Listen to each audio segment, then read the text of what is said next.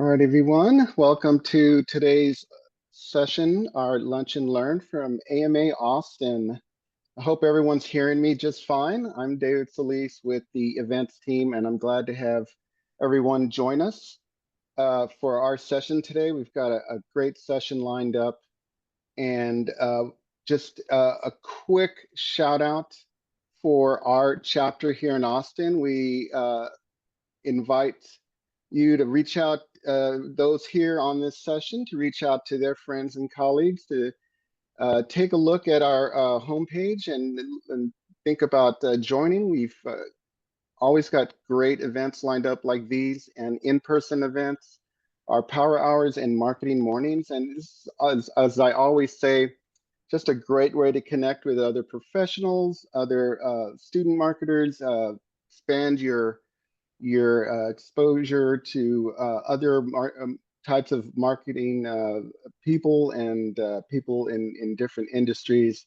It's at the end of the day, it's all about having fun, networking, and just upskilling and getting further down your career path. So it's also, as I can vouch for, is making some great friends. So please check us out and join up and get involved. We have a lot of opportunities to get put your skills at use. So really love being a part of this, and hopefully we'll get some more members involved. With that, what I'll do today is introduce our speaker. We've got Jenny Magic, a change management guru. So we've really got a great session lined up. She's an established author and quite a speaker for AMAs all around the country, and quite in demand. So we're really lucky to have her today. Welcome, Jenny. Thank you so much. I'm going to request that I can share my screen so I can throw some slides up here. As David said, we've got a really small, brief session today. About half of our time is presentation, the other half is conversation. So I want you, as we're talking today, to be thinking about how this stuff feels in your organization and what challenges you're facing in particular, so that we can have a good discussion at the end, if that's something you're open to. First, I would love to know if you guys can use the little reaction button or the thumbs up, just to let me know if you are a manager or have folks that report to you, or think of yourself as being a leader on your team. Can you just throw a reaction up there so I can get a sense of who we are chatting with today? All right, I love that. So today, as David said, I am a change management hat these days, but for almost 20 years, I have been a marketing strategist, leading marketing teams and consulting into them. And about 5 years ago, just before the pandemic, but especially during it, realized that a lot of the teams that I was working alongside and with were less able than ever to implement the strategies and ideas and innovations that were coming forward. And so did a deep dive into what that meant for teams, and decided a few years ago to focus almost all of my energy on marketing implementation as opposed to marketing strategy, the last mile of whatever it is you're trying to do. So today, I just want to set the stage a little bit up for where we as marketing organizations have been, and where I think we need to go if we want to see innovation really stick in our organizations.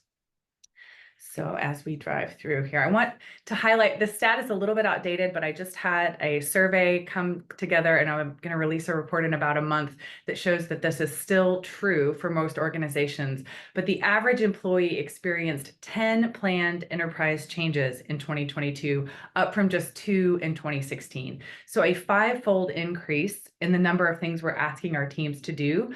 That is both true in that time frame and has stayed true since then. We have a lot of amazing ideas on the table, a lot of things we could be doing, and teams are feeling the pinch of doing a lot of change.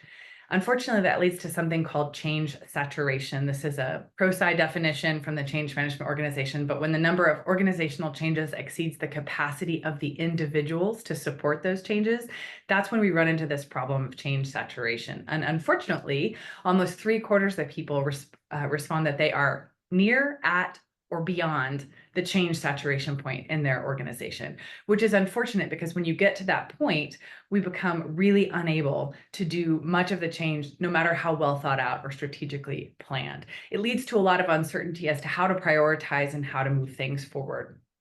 And I like to call these, and I should say also that there is the collapse in support that goes right alongside of this. Willingness to support organizational change collapsed in that same time period from almost 3/4 of employees to less than half being on board with whatever initiative you're trying to roll forward. This is incredibly hard for leaders to push things through and to make change happen if you've lost that want to, that willingness that employees bring that makes their intelligence and their talent so accessible to the organization and the change. I like to call these the pitfalls of uncertainty. When we don't know how we're going to move forward, but there's no shortage of things that have to be done, we have a couple really common responses that bubble out, both from the leadership at the top and the teams on the ground. And the first is avoidance.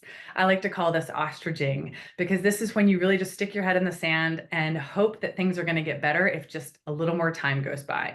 From a leadership perspective, this looks like tabling strategies. This looks like wait and see. This looks like deferring to budget or risk averse type thinking and just hoping that somehow whatever it is that we want to get through can solve itself in some way.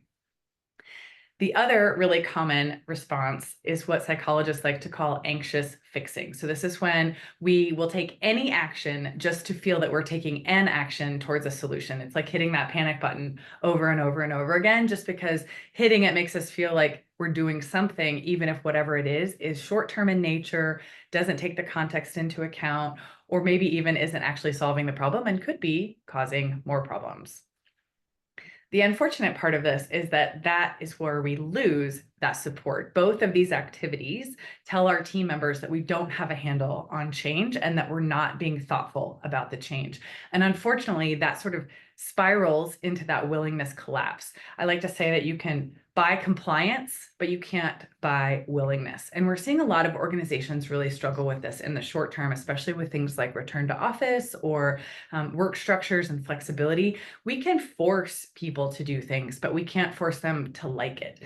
And unfortunately, that willingness is what Gartner calls discretionary effort. This is the above and beyond.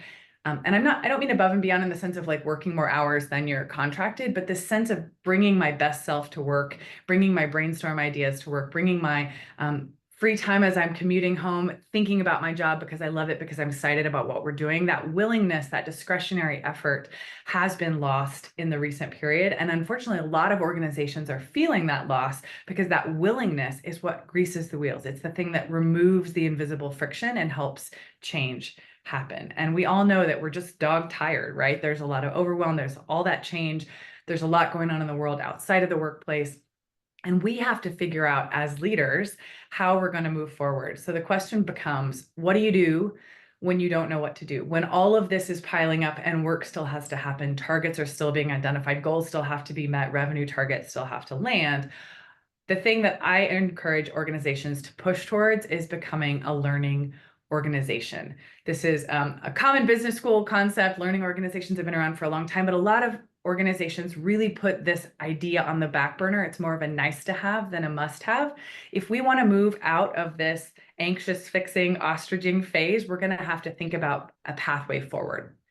So in a culture of learning, we want to think about it as 4 discrete steps and building processes around each one. So at the top of the cycle, we just need to have some sort of system that can identify or detect when things could be better. This could be an opportunity. This could be a risk that we're identifying, but we're detecting some stage or scenario that we think could be better. Obviously, from there, if we're going to do something about it, we have to learn about it. So this is where we have to think about becoming a culture that has our ears open and are willing to observe and learn from our customers, clients, internal staff, wherever that opportunity or challenge is coming from.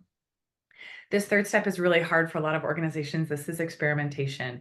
Talk a little bit more about this later, but really just building that culture of letting failure be part of the culture, because if we're experimenting, not everything is going to work. When things do work, that's when we think about implementation and how we're going to make this stuff stick. And all this is nice, and we can take notes and hang this on our bulletin board, but it doesn't really work unless we have a plan for it to work and we know the common off-ramps where things stop working in a culture of learning. So I want to talk through those really quickly. From the detect phase, the off ramp of detect, instead of moving to learn, we either defend the status quo, we think about personalities and start blaming other folks, or we just go for that panic button because it's a lot easier to just take a panic focused action and do that anxious fixing than it is to thoughtfully invest in learning about what's going on. If we do manage to make it to the learning cycle, the off ramp in the learning cycle tends to be where we learn something, but we don't actually come up with an experiment where we can test and learn. We fail to apply that, or we repeat the mistakes, or we take the wrong lesson from our learnings, and therefore we don't have a quality experiment that's going to help us learn and implement something valuable. Once we're in the experiment phase, we can hopefully get to something that we test and learn, test and learn, test and learn, and eventually implement. But in the experiment phase, our off ramps are where we overcomplicate our solution. This is where I've seen so many organizations document massive SOPs and really try to learn from something and document a process, but it doesn't actually get implemented because it doesn't work with the culture or the processes that exist. Or where teams hoard knowledge. Maybe one team learned and experimented and came up with something, but it's much easier for them to just keep that inside the walled garden of their team rather than to implement it to the entire organization. And finally, as we move from implement back into the detect phase, it's really easy after we've had a success, experiment and implement, that we sort of just put our earphones on and assume that for the most part, we've solved that problem, check, check. And we want to keep moving back into the detect phase and really understanding, did we actually solve that problem, or are there things that we need to keep moving forward with? This is all standard stuff, but it's the baseline for getting to a place where we're ready for change. And it really points at some of the things that most teams have a gap in.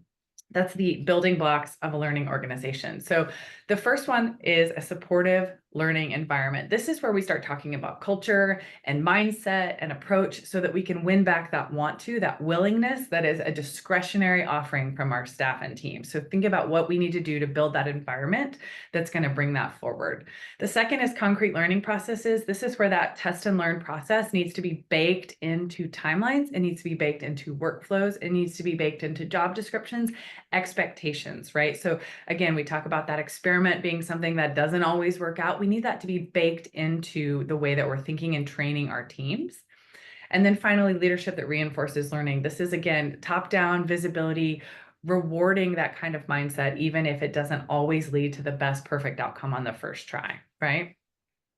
So as we kind of launch into what it takes to have that supportive learning environment, I want to sort of harken back to the journey I talked about at the top of the call, which was realizing that teams were having a lot of trouble and trying to understand and unpack what was going on there behind the scenes. And it led me to this great New York Times Magazine article, which I would love for everyone to read, what Google learned from its quest to build the perfect team.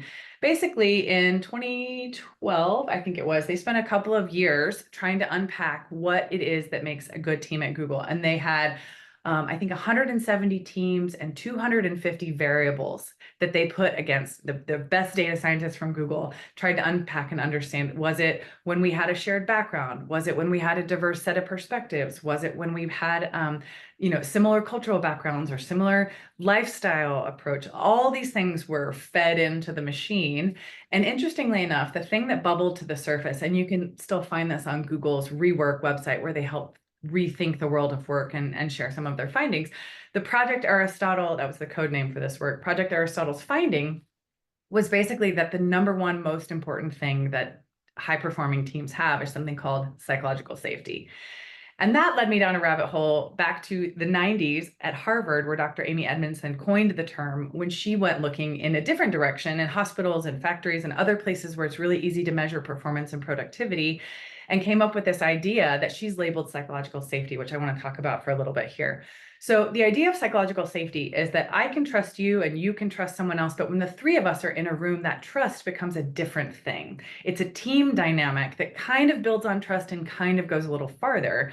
And it's a really essential tool for that supportive learning environment. It's the number one predictor of both team performance and the way that the team feels about their work. So the team feeling and culture leads to things like retention and willingness and discretionary effort. The team performance leads to things like hitting our numbers and making our goals. Both of those things together are what leadership really says they want. And whether you're asking a Harvard academic or Google over the last 20 years, there's one factor that both of them can agree on, which I find fascinating when social science and academic science and industry all come together and have one clear answer that's very rare, and it is psychological safety. So I want to talk a little bit about what makes up psychological safety. There are 4 areas or domains of psychological safety that you can measure. And I'll talk at the end about an easy way where you can measure this on your own team as well. But the first one is open conversation. So this is where team members feel comfortable expressing their concerns, reservations, feedback. Everyone learns from each other and they hear things in the spirit it was intended. So this is very much about many voices, lots of conversation. It doesn't necessarily have to be out loud in a meeting. This is a metaphor for all the different ways that we communicate. But the idea is that there is nothing that is left unsaid or side of the desk conversations or private Slack channels, right? Like if it needs saying in the organization, we're saying it openly. And that is one of the main ideas of psychological safety, domain number 1. The second one is inclusivity. This is where we know that not everybody is comfortable in the same formats and venues, and we know that everybody brings value to the team regardless of where they sit on the org chart or how extroverted or comfortable they are speaking up. So we want to think about making sure that all perspectives are represented in that open conversation and that we provide a lot of modes for people to share their perspectives if they're not necessarily meeting forward, raise their hand, debate, and battle it out on the team kind of mindsets, right? The third domain of psychological safety is willingness to help.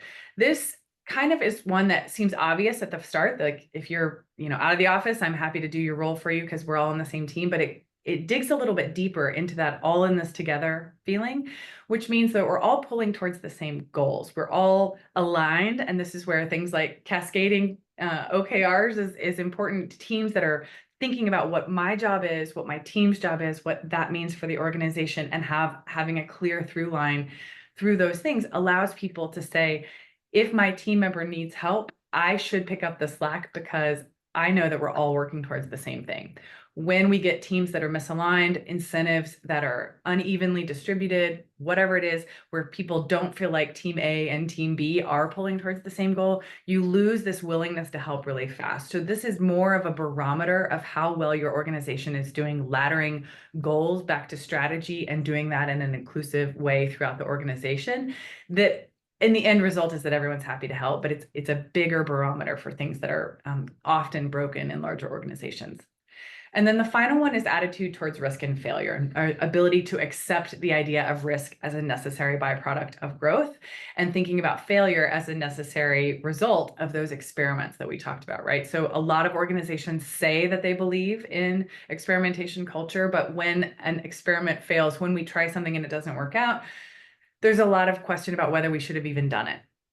And the definition of a good experiment is that we did it thoughtfully and we had the information we had at the time and it made sense when we made that decision. If we didn't have the outcome we desired, then that's just a learning opportunity, right? So, I mean, I think this is, it's a joke, but it's also true. I think a lot of people are in this moment, ostriching, hoping that there's going to be a really clear through line to success if we just wait long enough or hold our breath. And unfortunately that, on the right is what it really looks like. That experimentation and failure and learning and repeat and repeat and repeat is where we find the answers, because as psychologicalsafety.co group, which I love, says everything is an experiment. Put the sticker on your laptop because all of it, everything, every day is a learning opportunity. Or as one of my favorite TikToks recently said, I'm once again shocked and bewildered to find that the process of trial and error involves error, which I think is hilarious, right? Like we have to fail some if we're going to get anywhere useful. Dr. Edmondson's book that introduced psychological safety is called Fearless Organizations, but her most recent book is called The Right Kind of Wrong. And I highly recommend this if your organization struggles with accepting risk and failure. She talks a lot about leaning into intelligent failure, where you have a thoughtful experiment that really intentionally tries to learn something, and just really getting your senior leadership and your teams comfortable with the idea that if we're not producing, failures at some frequency, then we're probably not taking enough risk and figuring out what could be different or better. It's uncomfortable to fail, but we can take some of the sting out of it just with a basic culture shift and a mindset shift, right? And for leaders who are thinking about why should I get on board with accepting failure, laddering back up to the studies and the research about how psychological safety brings the outcomes you're looking for, failure is a necessary step to get to that open conversation and the willingness to help that leads to the innovation we're talking about. I love this quote from Dr. Linda Hill. She wrote, "Collective genius, the art and practice of leading innovation." She says, people are willing to innovate when they are part of a collaborative community bound by a compelling purpose. So there's twofold there, right? Collaborative is that sense that we are all in this together, and that compelling purpose is showing us that we are all driving towards the same thing. And these are two spots where a lot of the organizations I work with really struggle. So when you think about introducing a change, one organization I worked with, multi-billion-dollar company, one of their teams got asked to rethink the way that they do project management. So they were asked to, use this new tool that was going to gather data and help ladder up. Unfortunately, their perception of where that data was going was that they were going to be watched, judged, and protected from doing their real jobs by having this oversight, right? And so there was this sense that the tool and the work that they were being asked to do was being delivered to leaders for a counter purpose to their own purpose. They didn't see how this was going to help them at all. And so there was a huge amount of resistance that led to an entire tech platform being scrapped and restarted in order for the folks to get on board with just basic information gathering. So again, getting back to this sense that we all believe we're in it together is the most effective way to make change less exhausting for the teams that are having to live through everything from a minor tech improvement to implementing something as big as AI into their everyday processes, right? We know that when we build psychologically safe spaces, our employees feel like true team members, not subordinates. They know how their work ladders up to the strategy, and therefore those silos and hierarchy that prevents most of us from getting actual work done day in and day out really start to soften, and teams feel safe to experiment, test, and innovate. Now, one of the most interesting statistics I've come across in this work is that 3/4 of leaders overestimate the levels of psychological safety in their workplace. Dr. Edmondson's book, Fearless Organization, has a related website, fearlessorganizationsscan.com. And if you just put in your email, you get the 7-question, 3-minute test that kind of helps you decide and see from your own perspective what your view of your team is. And then practitioners like myself can help take a team through an average or benchmarking session where we can talk about not just where any individual lies anonymously, but sort of where the scale or scope is for that particular thing. It's often interesting when someone who's really comfortable with open conversation sees their teammates' spread of comfort on that domain, for example, and realize that, yes, I'm an extrovert, I'm happy sharing my thoughts, but not everyone on the team is. What do I need to do to think about being a more inclusive team member so that more voices are heard, right? Okay, so all of this is great in theory, but what do we do? Actionable strategies. Like, how do we take this back to our teams and move change forward in a way that makes sense? This is from our book, Change Fatigue, that came out this last year. And my co-author and I came up with our version of a change journey that we think needs to sort of mimic and mirror our buyer journeys that we put our customers and clients through all the time, right? If we're asking our team to go from point A to point B, it's not all that different than asking a client or customer to go from awareness to our favorite advocate and fan. So we want to think about the steps along the way and the milestones that are essential for that change journey inside of our organization.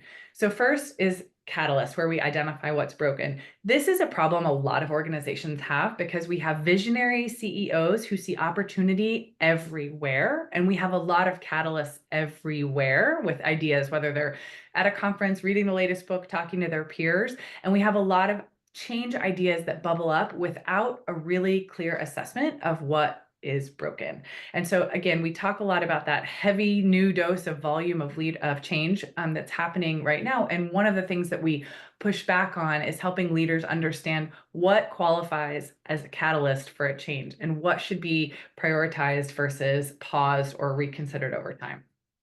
In that process, we often like to think about capacity as well, figuring out if we're actually ready to do anything useful and meaningful about this change. And then commitment. This is one leaders often have a hard time with as well, which is not pivoting partially through the change plan just because we got new information or the experiment is still in progress, right? So this is where we ask leaders to, for example, commit budget, remove workload from people who are managing change, and really think about how comfortable they're going to be at different points along the way as we go through that learning.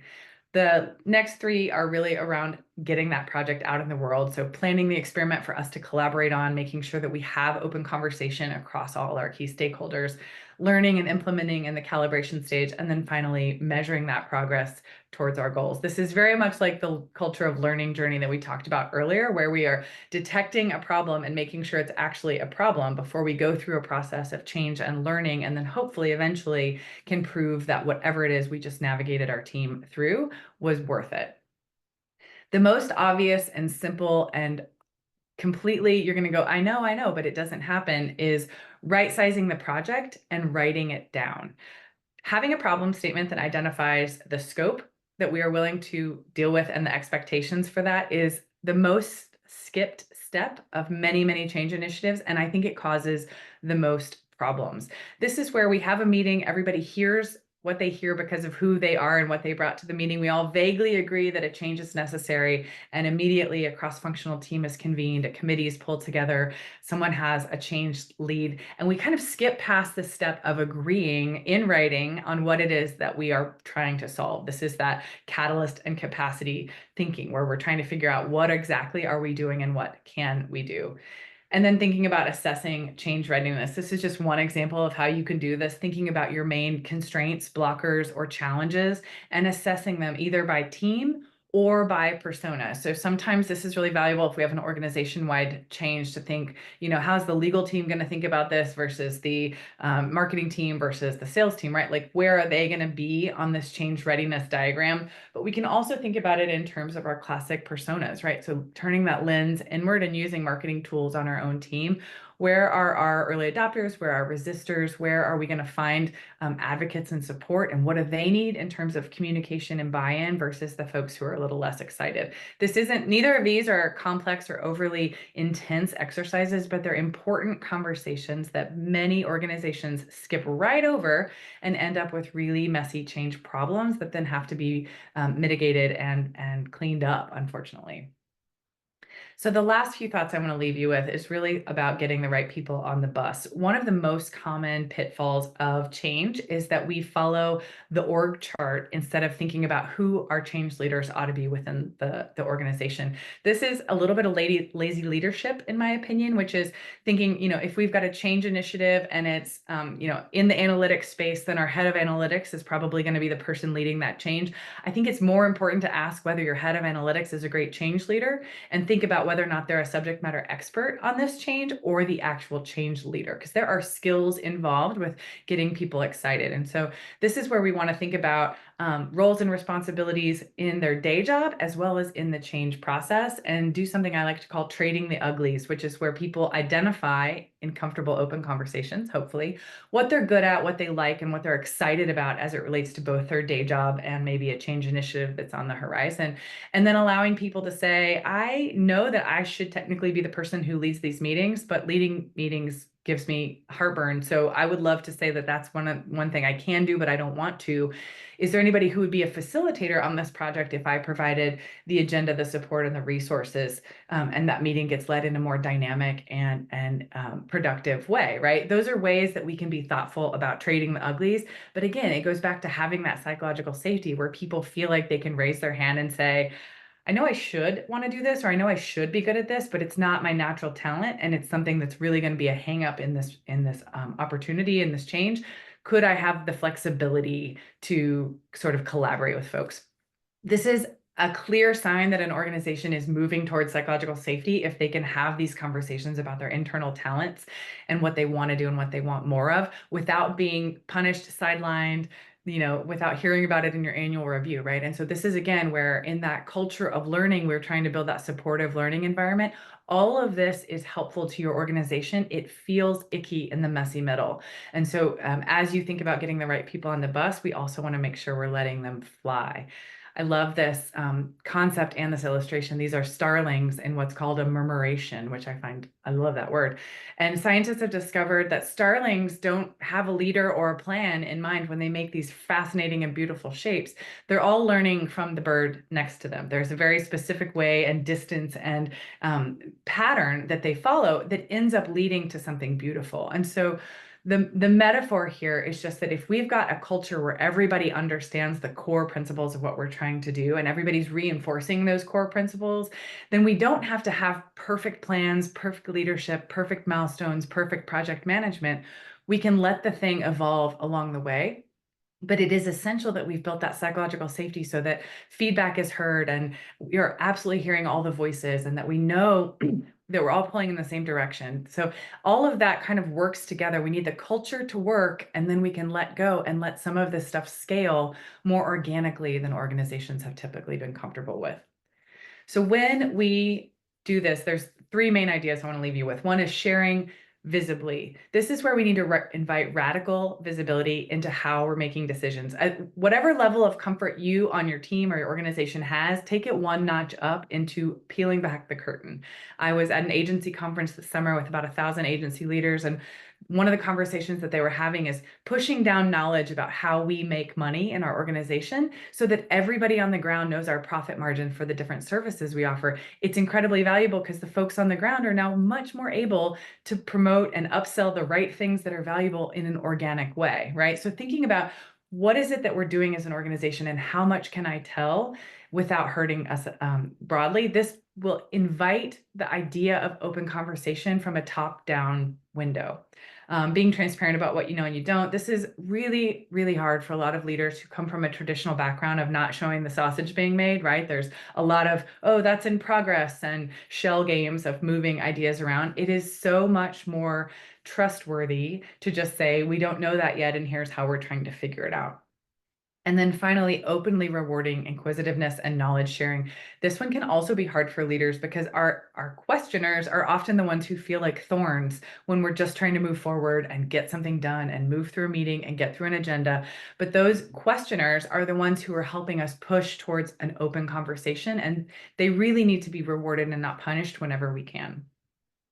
We also want to incentivize the right behaviors. So anything that undermines psychological safety or a culture of learning needs to be identified and addressed, right? We need to root that out because these are the things that are actively working against everything we're trying to achieve. So even if it seems subtle, even if it seems sort of like a minor or personality issue, if we think about it as a culture issue instead, it becomes a lot easier for us to really prioritize that. We already talked about trading the uglies, learning what motivates your team and rethinking those rewards. So, whether it's visibility in front of the organization or flexibility or autonomy, like different people have different levels of what it is that really gets them excited. And understanding that at an individual level will allow you to match those individual motivations to organizational goals and win back that willingness. And we already talked about not assigning work based on the org chart and thinking more thoughtfully about who should be leaders. Finally, I want to just really underscore this idea that leaders have to listen with the intention of understanding. We want to make sure we're hearing the concerns about whatever it is we're bringing forward, even if those concerns slow us down. And we want to hear the feedback, even if it changes the strategy. And most importantly, if you as a leader or a leader of a team are not the right person to actually be the listener, whether that's personality, whether that's organizational culture, deputize others to be your ears. One organization I work with has a change captain, and that person is someone everybody likes and trusts, and they are sort of the clearinghouse for feedback and questions and concerns, a little bit like a filter that people can go and say, I heard what the boss said. I know we're going to try to raise our goals this year, but I don't know how we're going to do that if this resource is still capped or if this, ability is not grown and we don't have the skills. So deputizing folks to be that feedback gatherer is really important because we know that silencing doesn't eliminate concerns. It just sends them underground where we can't deal with them. They just become silent problems rather than loud ones. So as we move forward, I want to have you think about what it is action that you might take and what will you do in your organization? Are there things right now that you feel like are contributing either towards growing psychological safety that you want to do more of, or things that your organization really needs to do better to encourage open conversation, to encourage inclusive conversation, to encourage this idea that all of our efforts are pulling towards the same goal and that we're a culture of learning and experimentation. So thinking about that, I'm wrapping up, and I think we have about 20 minutes to talk about whatever question, thoughts, ideas, etc., have bubbled up as we've talked. And I'm going to go bump to the chat and see if anybody's there.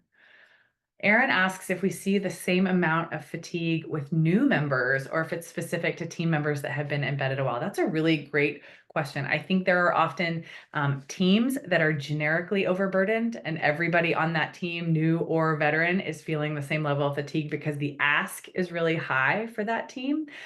I've also seen it much like you described, where it really is just about sort of folks who have seen the cycle over and over again and have a lot of skepticism about it being different this time. So if we've got veteran folks who have seen this problem, attempted it. I had one client that we finally got a new intranet rolled out this last summer, and they said, I've been here 12 years and this will be my 6th attempt at a quality intranet, and every last one of them has derailed or defunded or whatever. I'll be amazed if we can pull this one out of our hats. And so it was a real victory lap when we did, but I think it can be a function of sort of been there, done that, don't believe it. And it can also just be a function of what we're asking our teams to do in terms of volume. I see a hand up, I think. Go ahead. It's still me. Love it. So just real quick, first off, great presentation. A lot of what you said in building teams just resonated with me. That's something that I'm really big on. The question that I had was about your success and failures portion of that, because I've been in situations with companies previously where they were very risk adverse. And so a lot of the challenges that they had, that you had these brilliant ideas, either from engineering or marketing specifically, where they would rather just not say anything rather than bring an idea to the table. And so my question for you would be, what could you suggest in terms of, one kind of, I guess, not coddling, but hugging that little inner child that they have, of where they just don't want to say anything because they're afraid. And then also kind of getting that buy-in from management to hear out and kind of put away that risk adversement. Yeah, I think you're pointing out that this is definitely a chicken and an egg problem, right? So if Mhm. leadership is really not on board with a risk mindset, then the punishment, even if they're doing their very best to like close their criticism and keep it in, like it's expressed in other ways and it is expressed in future, budget decisions, for example. So I think the very first thing is thinking about our leadership's mindset. That's where the data and studies around psychological safety have been so helpful for me personally, because the numbers are just there under the hood. If you do these 4 things, you will have more success at whatever it is you're trying to get these folks to do. I have a lot of leaders who say, like, people just don't want to work anymore. I'm not getting the energy. I'm not getting the ideas. I'm not getting the innovation. And we can point back and say, yes, you've lost discretionary effort. Like, that's a thing you used to enjoy.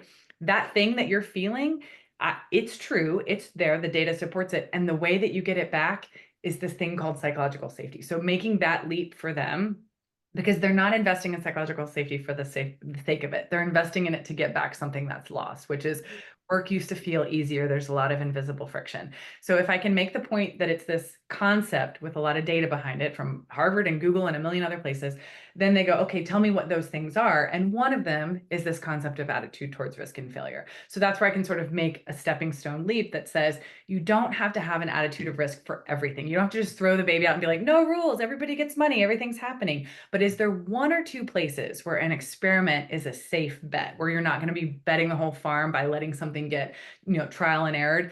If we want to become a culture of learning, which is another, proven way that innovation happens, let's pick a small experiment. And that's where we want to, like, getting the right people on the bus. Who has the thickest skin to be the first experiment with a leadership that's trying really hard to be okay with risk and failure? Like, what cycle can we put that through? Because as soon as you get a couple successes under your belt where the leader's like, no way that's going to happen, that experiment's going to fail, and it doesn't, they kind of go, all right, maybe it's a new world, maybe it's a new time, maybe we should try a few more experiments. And you just kind of push that envelope a little bit farther, a little bit longer. It's, to me, I'm a mom of 2 small kids. It's like getting them to try new things at the table, right? Like we gotta like and it's not terrible, and then try some more and it's not terrible. There's a lot of that kind of leadership from below that happens to help our senior leaders get a little more comfortable with releasing that control, so to speak. Awesome. Thanks for that. Anybody else have thoughts? Conversation?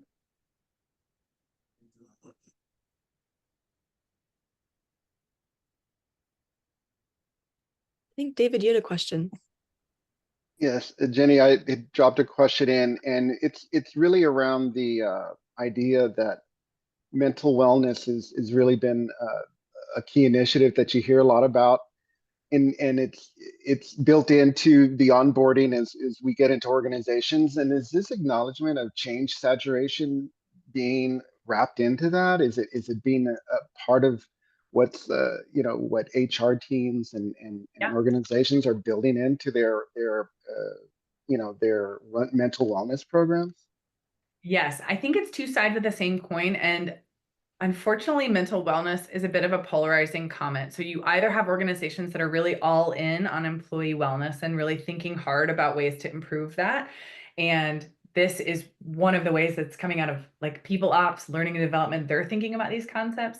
And in other organizations, there's a little bit more of like, it's a job, take it or leave it. We have goals to hit. And so, this psychological safety stuff also is a performance measure, and it's a way to think about goals and OKRs and all the things that matter to a lot of different organizations.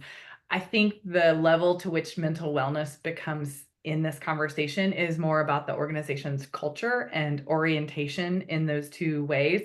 But the good news is that this has such broad applicability that whatever the conversation is, it fits well inside. I think one of the bits of advice I have when I'm talking to HR and people ops folks is just that the way that you approach this conversation is going to dictate how well it's received. So there are layers of this conversation that you can bring to open-minded, people-focused leaders, and there are ways that you bring this conversation into performance-minded leadership conversations. And the outcome is the same, but being really thoughtful about that. I will also say that I think change saturation, which is a measure of capacity, which is a measure of individual capacity, is they're all really linked. And the secret is motivation. Because when we are excited and motivated to do something, we can move mountains. And we all know, we've got something that we get in our teeth and we'll find, you stay up late and find the energy and spend our weekends, right? I'm not suggesting that work is going to necessarily center in that way, but we have to identify the motivations, because then that capacity expands. What I'm able to do expands in direct proportion to how excited I am about it, how motivated I am to do it. And one of my favorite books is Daniel Pink's Drive, where he talks about autonomy, mastery, and purpose as being three of the best drivers of the motivation of individuals, and how can organizations sort of align that. So autonomy, can I give people control over the experiment they're running, or how they're spending their day, or whether or not they come to this standing meeting, right? Mastery is obviously the ability to see myself in a skill set ladder. There was some great conversations recently about the newest generation really having to become expert generalists, because our profession is growing in so many different directions. That can look different in a learning ladder than it did, 20 plus years ago when I was working my way through school, right? So I think thinking about how can we give them mastery. And then the final one is purpose. And this, if you're selling widgets, it's hard to find purpose in the vision statement, but there can be purpose in how my team comes together, how I'm valued, how we, honor and respect our hard work. So purpose doesn't necessarily always have to ladder back to some mission-driven organization type thinking. But autonomy, mastery, and purpose are three things that I think leaders need to be looking towards when their team says, I have no capacity, I can't do anything more. Figuring out if we can tap into some untapped motivation through those three vehicles can often find energetic enthusiasm for things that were kind of on the shelf before. Those are great points. Especially the last one, where if the purpose is not like a business goal and it's tied to more of achievement based, I think that where you get that motivation, that makes a lot of sense. Or even just community. That's like my purpose can be that I'm the helper at work. And when I come and people ask me questions, I know the answer. If that gives me personally a sense of purpose, then my manager needs to understand that and circle around with me and honor that and high five that and remind me that that's a valuable part, even if it's not in my job description or I'm helping people outside my department. Those are the kinds of things where smart leaders are sniffing around and seeing what lights people up and trying to pull forward and bring that orchestration of motivation to whatever big initiative or innovation is on the horizon. And I'll just tag on, is this whole change saturation issue, is it particular in any line of industry or segment, or do you see it in certain industries? I wish it was. I don't think anybody has been able to escape this. The survey we just did had over 700 responses from across a wide variety of roles. And I think even regardless of where you're at, even if you think of something that like the most, hands-on type thing, you're still seeing a lot of tech innovation and bringing new platforms. I think every time we ask someone to use a different set of tools to do their job, that's a change and it can be a really disruptive one. So unfortunately, we haven't seen like, oh, this industry or this department or this team seems to be, safe. Even, your legal and finance teams are sharing documents and securing things and all of that in whole new ways, right? And even those more traditional focused areas of the business are also dealing with change. That's part of the reason it feels so saturated is almost every department, area, talent, skill set, and industry are bringing their own change, and it kind of becomes a bottle up or a bottom up situation. And unfortunately, sometimes you have folks who are bringing change forward because it'll look great on their resume for them to have led an initiative of this style or scale. And it may or may not be the thing that the organization should be prioritizing, but it's gotten harder and harder to vet and prioritize projects because what's under the hood of an AI tool is kind of a black box till you try it. And you don't get to try it until you go through half of an experiment using this tool. And so there's a lot of experiments that are getting started with sort of a vague hypothetical benefit and maybe a vague and hypothetical motivation for kicking it off. And leaders are really struggling to figure out how to say no, which is why I think you see this fivefold increase in things that are making it past the kickoff. And a lot of them are dropping off as we get halfway through a project. It's like, oh, never mind, that's not going to reap the rewards we thought it was. But that has a really demoralizing effect on the folks who've been spending a chunk of their time for the last 6 months navigating or vetting this initiative. So we're really pushing for leaders to try to be thoughtful about what they're trying to do and write it down before they really get too far down that pipeline, so to speak. All right, any other questions we can get in for Jenny? I have a question for you, Jenny. So it's kind of on the flip side of this. So you said a lot of teams are seeing change because they're implementing new tools or new vendors. Do you have any advice for those vendors to how to help facilitate the change, as an extension within buyers of their potential product?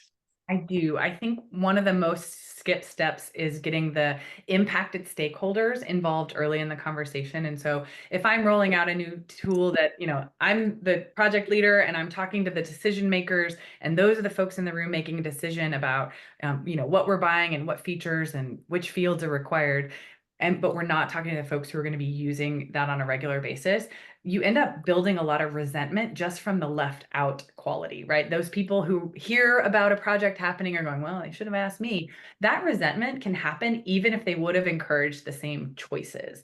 And so one of the things that works really well is convening, whether it's like surveys or town halls, or even I do a lot of this work myself. They'll bring in an outside listener, like I said, deputizing those listening ears to say, the leaders have decided that this is the RFP that's going to go out for the vendor. And, I'm going to sit with you and hear your concerns about, should we even be doing this right now? Should we be spending resources, and what's missing from the RFP? And I'm going to do that in a confidential way so that you can anonymously provide this feedback in a way where I'm going to roll it up and say, hey, I know you guys think you have a great idea, but 3/4 of your team is not excited about this. So you need to go back to the drawing board before you're engaging with a vendor and talk about why we're doing this. So I think vendors can provide that listening resource. They can bake it into their timelines. They can at least encourage their leadership, the leadership of their potential customer, to query key stakeholders. And key stakeholders are people who are going to use the tool and people who are going to have opinions about the tool. And those may or may not be the same folks, but there's often one or two voices in the organization whose opinion really matters. They have outsized pull when they get grumpy. And so just making sure that those folks have been listened to, but as the process is happening, can make the rollout and implementation months smoother in some cases that I've observed. And it's literally just taking, a little bit of time to gather those folks together. Interesting. Thank you. Thank you. Okay, well, we have just a few minutes. I think that's about it for questions. Thank you, Jenny, for going through that for us. and appreciate all the great takeaways and strategies around this. I think it really informs, especially from a leadership standpoint, what we can do within our teams and have some great takeaways. So really appreciate it. Speaking of changes, I did want to segue into some updates from the AMA side. I want to make sure everyone gets their memberships in. We'll have some updates to our pricing, but exciting news is there'll be a discount code going out. So look for that email blast to come out soon. The other exciting update is we have a new partnership that we will be debuting next month for our virtual events. Really excited about that, and that's our partnership with Hubelo. So we'll look for a new platform, a new partnership, and we'll get our content going through their great event space, and look forward to engaging with all of our attendees through the Hubelo platform. And so we'll be doing that late October for our next Lunch and Learn. The other item is we do have an event coming up, and want to remind everyone that's the AMA Power Hour on October 17th. Field marketing horror stories. So look forward to getting a lot of interesting conversation there. Look to our events page for more information as we give some more details. So with that, I want to thank everyone for joining today, and we'll look forward to another session with everyone soon. There will be a recording of this going out, so look for that if you missed any of today's session. Thank you, everybody.